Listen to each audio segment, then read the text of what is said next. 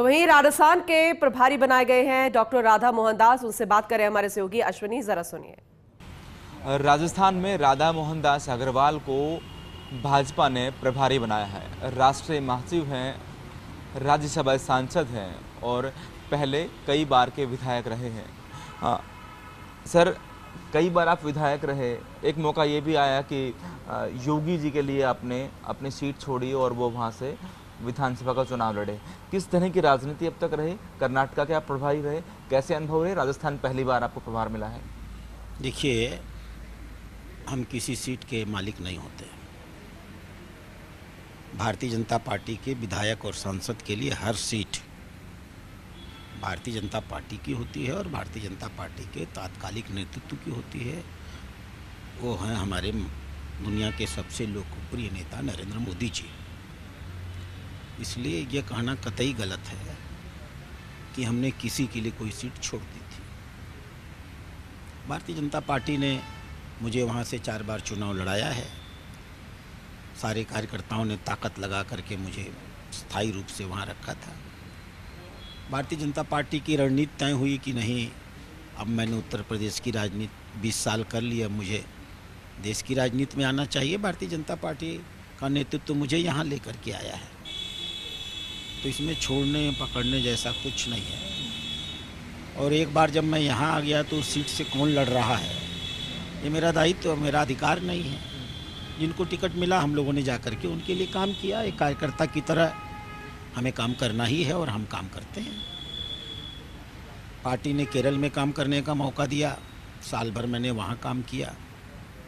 मुझे खुशी है कि आज आज़ादी के 75 सालों में पहली बार त्रिशूर से हम एक लोकसभा का सांसद जिता के लाए हैं, जो आज हमारे पास केंद्रीय राज्य मंत्री हैं माननीय सुरेश गोपी जी। फिर पार्टी ने कर्नाटक में काम दिया। कर्नाटक में हमारे पास बहुत अच्छी टीम है। कांग्रेस की सरकार थी, फ्री 20 बांटे पड़े थे। महिलाओं को 3000 रुपया, डिप्लोमा को 2000 रुपया, डिग्री वालों को 3000 रुपया महीना, फ्री बस, फ्री 200 यूनिट बिजली, क्या क्या।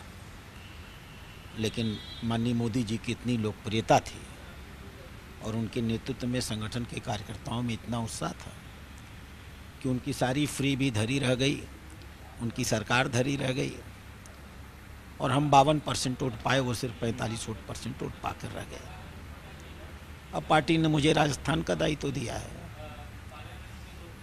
जो एक धर्म है कार्यकर्ता का, उस कार्यकर्ता के धर्म का निर्वहन करूंगा। हाँ, थोड़ा ये जरूर है कि राजस्थान में जाने में एक उत्साह है। हम लोग इतिहास के विद्यार्थी तो नहीं रहे हैं, लेकिन इतिहास में रुचि रही है।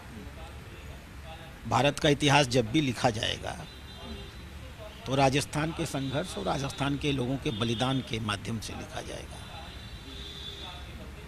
भारत की आत्मा राजस्थान में बसती है और राजस्थान के लोगों के दिल में भारत बसता है।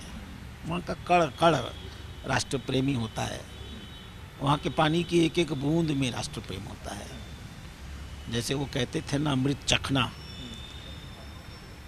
गुरु गोविंद सिंह 10वें गुरु ने अमृत चखना का कार्यक्रम शुरू किया, सिख समाज की रचना की।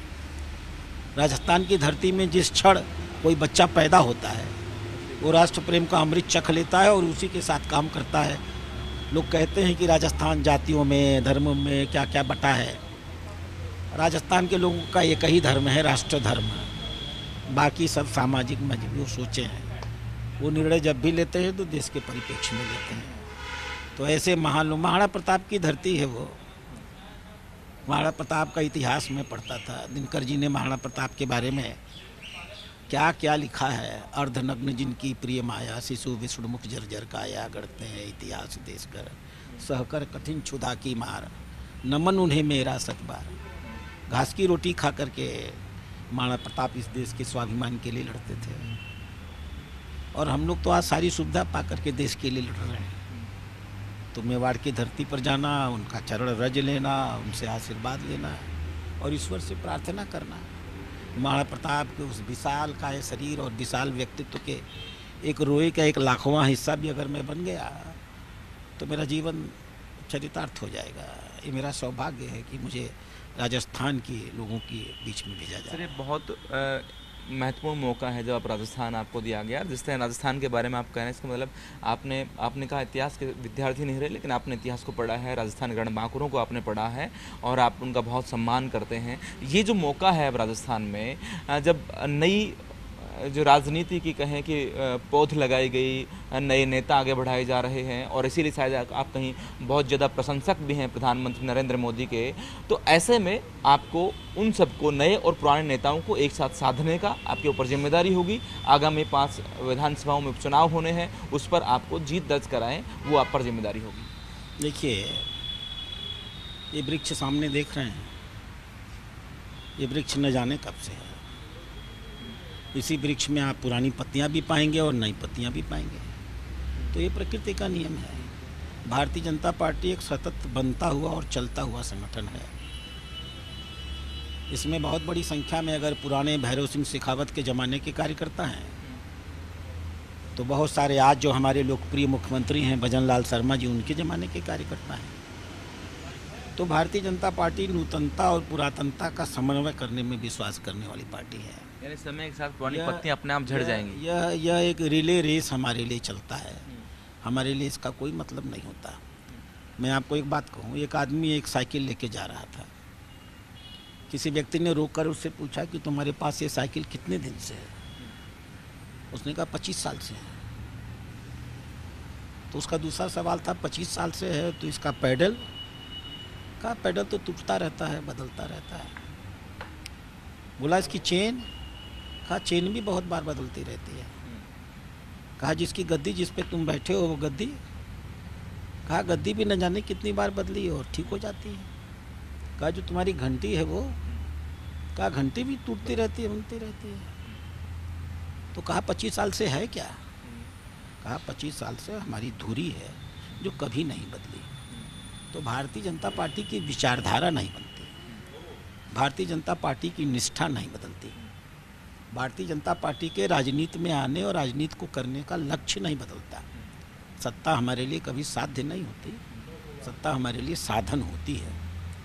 और स्वाभाविक रूप से अब आज से 70 साल पहले जो लोग भारतीय जनता पार्टी को मजबूत करके गए, प्रकृति का नियम है वो आज हमारे बीच में नहीं होंगे। आज मैं आपके बीच में बैठा हूँ, आज से 10 साल बाद मैं नहीं रहूँगा, इस मकान में कोई और रहेगा। क्या मैंने इसका पट्टा लिखवाया हुआ है? इस नाते हम इसे परिवर्तन नहीं मानते हैं। लोग इसे परिवर्तन कहते हैं और हम इसे विकास कहते हैं। ये विकसित होते हुए भाजपा और विकसित होते हुए भारत की पहचान है। इसको राजनीतिक चश्मे से कदापि नहीं देखना चाहिए। ये आप कह रहे हैं कि भाजपा रूपी एक वृक्ष है और वो लगातार बढ़ता रहता है, नई पुरानी पत्तियाँ आती हैं, समय के साथ पुरानी पत्तियाँ झड़ जाती हैं, यानी पुराने नेता निकल जाएंगे। मैं 1 साल से 1.5 साल से संगठन महामंत्री हूँ, भाजपा का राष्ट्रीय महामंत्री हूँ। मेरे पहले संगठन महामंत्री नहीं थे क्या? या मेरे जाने के बाद कोई तय है क्या कि मैं हमेशा संगठन महामंत्री बना रहूँगा, हटाया नहीं जाऊँगा क्या? कई बार पुरुष विराट हो जाता है, जिस तरह प्रधानमंत्री नरेंद्र मोदी को आप मानते हैं कि कोई व्यक्ति इतना व्यक्तित्व हो जाता है कई बार पार्टी से बड़ा, या पुरुष विराट नहीं होता, उसका मन विराट हो जाता है, उसके कर्म विराट हो जाते हैं, उसकी सोच विराट हो जाती है, उसकी आत्मा का विकास हो जाता है। वो आत्मा और परमात्मा के अर्थ को समझने लगता है, उसे मानव जीवन का एहसास होने लगता है। बहुत सारे लोग हैं, पैदा होते हैं, मर जाते हैं, उनको समझ में नहीं आता कि हम क्यों पैदा हुए। उनमें और पशुवत जीवन में कोई अंतर थोड़ा ही होता है। कुछ लोगों को अपने होने का एहसास हो जाता है। रविन्द्रनाथ टैगोर कहते थे ना कि ईश्वर ने हर आदमी को अलग प्रकार के प्रश्न पत्र बना करके भेजे हैं, इसलिए हर आदमी को अपने अपने जवाब अलग लिख लिख करके भेजने होंगे। तो जिसको ईश्वर जितना कठिन प्रश्न देता है, वो उस कठिन प्रश्न का जितना बेहतर समाधान निकलता है, उसके व्यक्तित्व का वैसा ही विकास होता जाता है। और विराटता कभी भी इस बात में नहीं होती है कि आप अकेले खड़े हैं। विराटता इस बात की खड़ी होती है कि जब आप खड़े हैं तो आपके साथ कितने लोग जुड़े हैं। विराटता इसमें होती है कि आप अकेले न चलें, समाज को। उम्मीद है कि राजस्थान में आप उन सभी भाजपा नेताओं को एक साथ जोड़कर और अगले विधानसभा के उपचुनाव हों या पंचायत के चुनाव हों, उनमें मजबूती से भाजपा खड़ी होगी। मुझे उनको जोड़ना नहीं है, मुझे जा कर के उनसे जुड़ना है। वो सब जुड़े हुए हैं, सब एकात्म भाव से हैं, सब भाजपा के लिए और देश के लिए समर्पित हैं। सबके मन में थोड़ा सा कचोट है कि लोकसभा में थोड़ा सा कुछ चीज़ें बहुत बेहतर हो सकती थी। मुझे इस बात का कोई भ्रम नहीं है कि मुझे उनको वहाँ जा कर के भाजपा नहीं समझानी है, राजनीति का उद्देश्य नहीं समझाना है। मुझे उनसे सीखना है और समझना है, और उनके व्यक्तित्व का विकास नहीं करना है, अपने व्यक्तित्व का विकास करना है। मैं उनका आभारी हूँ कि मैं उनके बीच में काम करूंगा। पिछले 8-9 महीने में मुख्यमंत्री ने अच्छा काम किया है, उसके बाद लोकसभा के चुनाव भी हुए, भाजपा ने राजस्थान से जीत कर आने वाले लोगों को मंत्री पद दिया, कैबिनेट में स्थान दिया, और वो अच्छा काम कर रहे हैं। अब ये उम्मीद है कि अब चूंकि विधानसभा के बाद लोकसभा चुनाव खत्म हो चुके हैं, आप आ गए हैं, भाजपा के संगठन में कुछ बदलाव होने हैं, प्रदेश अध्यक्ष भी बदल गए हैं, तो एक नई गति जो है राजस्थान में पकड़ेगी भाजपा। गति पकड़ेगी, नई गति कुछ नहीं होती हमारे लिए। हम जब संगठन बनाते हैं तो अपनी पंचनिष्ठाओं को जो उस समय बनाए थे उसी से आज भी चलते हैं, और ये समाज जीवन का प्रकृति है। कभी आप तेज चलते हैं, कभी थोड़े धीमे हो जाते हैं, फिर तेजी पकड़ लेते हैं। ट्रेन चलती है ना, हमेशा 120 किलोमीटर की स्पीड से थोड़े चलती है। कहीं कहीं स्टेशन आता है तो घटते घटते घटते रुकती है, अंतिम स्टॉपेज आता है तभी अंतिम रूप से रुकती है, और तब भी रुकती नहीं है, वापस फिर आती है। कोई ट्रेन ऐसी नहीं है जो जाके कहीं रुक जाए, लौट कर अपने लक्ष्य पर फिर पहुंचती है और फिर जाती है। तो चलना प्रकृति का नियम है, ठहराव प्रकृति का नियम नहीं है। सूर्यास्त के बाद फिर एक सूर्योदय, सूर्यास्त होता तब न सूर्योदय होता। ये तो नित्य दिन नित्य नूतन चमकता हुआ एक सूरज है, जिसकी चमक बढ़ती चली जा रही है, जिसका प्रकाश बढ़ता चला जा रहा है। सर, आपने फ्रीबीज की बात की, राजस्थान में भी कांग्रेस ने बहुत सारी ऐसी योजनाएं शुरू की, फिर लगातार ये कहा गया कि भाजपा इनको बंद कर देगी। अभी कुछ योजनाएं हैं जो कुछ कम किया गया है। राजस्थान में फ्रीबीज की योजनाएं आगे चलती रहें या कम की जाएंगी, बढ़ाया जाएगा, आप क्या मानते हैं? हम लोग राष्ट्रहित में निर्णय लेते हैं और जनहित में निर्णय लेते हैं। हम देश की सेवा करने आए हैं और नागरिकों की सेवा करने आए हैं। हमारा लक्ष्य हम नहीं होते और हमारा लक्ष्य सत्ता भी नहीं होती। हमारा लक्ष्य होता है जनता की मनोभाव को समझना, समझने के साथ साथ जनमत परिष्कार भी करना। हम जनता के मन को भी समझेंगे, उसके अनुरूप भी काम करेंगे, और जहाँ उचित होगा वहाँ जनमत परिष्कार भी करेंगे। आप निश्चिंत रहिए, हम जो भी निर्णय लेंगे सब राष्ट्रहित में ही निर्णय लेंगे। निश्चित तौर पर। सर, एक आखिरी सवाल, आप आज प्रभारी बने हैं, राजस्थान के लोग जैसे ही आपका नाम सामने आया तो ये भी सोचने लगे आप कब राजस्थान का दौरा करेंगे, राजस्थान कब आएंगे, और सबसे पहले कोई बैठकें लेंगे, मंदिर दर्शन करेंगे, जिस तरह आपने कहा मैं मेवाड़ की धरती जो है उसको नमन करूँगा। देखिए, हम लोग संगठन के अधीन होते हैं और हमको यहाँ से कोई प्रोग्राम बना करके नहीं जाते। जिनके बीच में हमें काम करना है, हम उन्हें यही अवसर देते हैं कि वो हमारे मूवमेंट को तय करें, कहाँ हमें जाना है, इस पर निर्णय लें। जैसे वो लोग नचाएंगे वैसे हम नाचेंगे, हम दोनों मिल करके नाचेंगे और दोनों मिल करके राजस्थान के विकास का एक नया इतिहास लिखेंगे। राधा मोहनदास राजनीति के राष्ट्रीय फलक पर हैं। वो कहते हैं संगठन और सत्ता का एक मेल है, भाजपा संगठन के साथ काम करती है। निश्चित तौर पर राजस्थान को लेकर वो बहुत आश्वस्त हैं, उत्साहित हैं, और वो राजस्थान की कई मानों में, जिसमें सबसे पहले राष्ट्र प्रेम आता है, तारीफ करते हैं। वो उत्साहित हैं राजस्थान जाने के लिए। उनका कहना है कि वो लोगों को या नेताओं को जोड़ने नहीं जाएंगे, उनसे जुड़ने जाएंगे, साथ रहने, ताकि राजस्थान को और आगे बढ़ाया जा सके। कैमरामैन मुकेश के साथ Ashwini Yadav, first India news, Delhi.